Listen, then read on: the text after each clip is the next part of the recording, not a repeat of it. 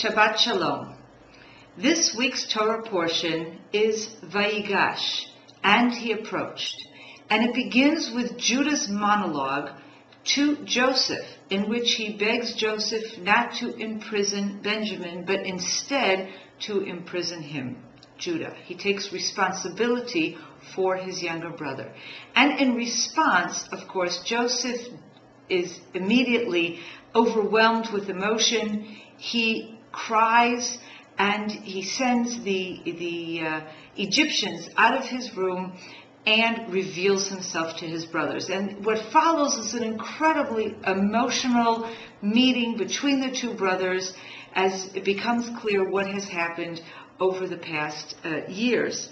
Now, I want to focus on a couple of elements here in this very tearful, emotional reunion that I believe are very significant. Initially, when this where Joseph first reveals himself to his brothers, it is an incredibly emotional outburst. We have in chapter 45, verse 2, and Joseph raises his voice in weeping. He weeps aloud. And all of Egypt hears him weeping. This is verse 2. And then he says something very interesting. He sees, of course, that the brothers are very hesitant. They're embarrassed. They know that they did a terrible thing in selling their brother into slavery so many years earlier. And he explains to them, he's trying to comfort them, and he explains to them as follows, and this is verse 5 and then 7. He says, "Now, do not be grieved nor angry with yourselves that you sold me here, for God did send me before you for the preservation of life." And then on in verse 7, "And God sent me before you to prepare for you a subsistence in the earth and to save your lives by a great deliverance." Verse 8, "So now it was not you that sent me here, but God." Now this is really an amazing statement on Joseph's part, because in fact it was the brothers who had sold him. But what Joseph is saying here, I believe he is not just trying to calm his brothers down and say, okay, let bygones be bygones. What he is doing is inserting an overwhelming significance into the events as they have taken place until now. And what he is saying is that this is all part of God's plan. That the brothers themselves may have sold him, but they were actually instruments. This is not to abrogate their culpability, by the way, but although Joseph is trying to make them feel better, but I think Joseph is saying something far more significant. He is saying God has a greater plan. And his greater plan was so that the brothers would be able to come to Egypt, that Joseph would be there to look after them during these years of famine. But I believe actually that what he's referring to here goes beyond providing them with food for this current famine. Because if you'll notice the very last few words in verse 7, he says, "To save your lives by a great deliverance." Now those words, great deliverance, I believe, hint at least at a far greater deliverance than giving food during this time of famine. Perhaps it is a hint at that really incredible deliverance that will happen, of course, hundreds of years later when the children of Israel are saved by God and the great exodus takes place from Egypt. And we know, of course, that this actual descent into Egypt by the brothers at this point is what begins the slavery in Egypt that only ends when the exodus takes place in the book of Exodus. That, I think, is very significant. And of course, it all has to do with the weeping between the brothers. Or actually, it's Joseph's weeping. Now, we see a second instance of weeping just following this that is in the meeting between Benjamin and Joseph. And we have in verse 14, "And he fell upon his brother Benjamin's neck and wept, and Benjamin wept upon his neck."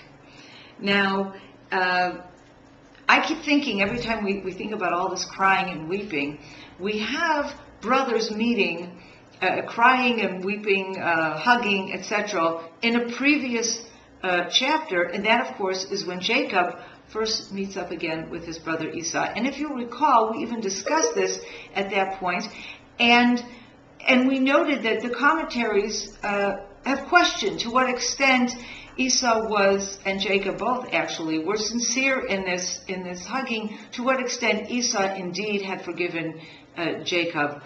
And I think it is clear that here the weeping is very genuine, that there's true emotion going on here. And yet, the commentaries on this verse 14 felt it necessary to take this weeping beyond its context.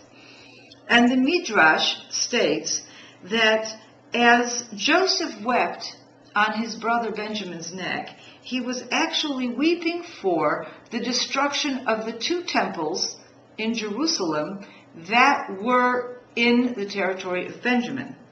Benjamin, on the other hand, as he's weeping on the neck of Joseph, is weeping for the temple that will be in Joseph's territory, in other words, the tabernacle at Shiloh. Now, I find it very interesting that the Midrash felt it necessary to insert additional content when it's quite clearly enough to talk about the very emotional meeting between these 2 brothers, the full brothers, both have the same mother as well as the same father, that it was a very emotional meeting, a very emotional moment.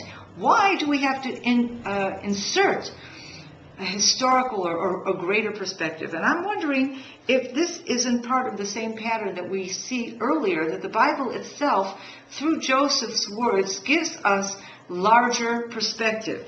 As Joseph is crying when he sees his brothers for the first time, he places their entire situation in a grand historical perspective. God has brought the children of Israel down to Egypt for a reason, and he will ultimately redeem them from Egypt and turn them into a nation. What happens to that nation afterwards? And I think it's not just that later on there will be different temples or tabernacles with which the children of Israel build and worship God, and that will be ultimately destroyed by foreign armies, enemies. I think, though, there is another perspective going on here, because ultimately the temple in Shiloh, located in the territory of Joseph, is destroyed, just as a king, just before actually, a king from Benjamin becomes the king of all of Israel, and that is, of course, Saul. And Saul's kingdom ends with great division between Benjamin and the rest of Israel on the one hand, and Judah, led by King David, on the other. And later on, of course, the Shiloh and the whole area of Joseph's territory is in a completely different kingdom. That becomes the northern kingdom, so that when the temple is destroyed in Judah, the people of the northern kingdom, not only are they not present anymore because they have already been exiled and lost, but this hasn't even been their temple for centuries. Because of the split in the kingdom, the northern tribes ended up worshiping sometimes God and sometimes pagan gods in completely different places, in completely different ways. And so I think that this meeting between Joseph and Benjamin, as close as it is, in its reflection, at least according to the Midrash, on the history, on what comes next, on the future actually, of these 2 tribes, tells us about perhaps a certain fleetingness of this reunion, because at the end of the day, there will be a split, and even Joseph and Benjamin, the 2 full brothers, will not be able to remain together, as Benjamin will ultimately join with Judah and be a part of the kingdom of Judah, where Joseph, on the other hand, will be the primary tribe in the kingdom of Israel.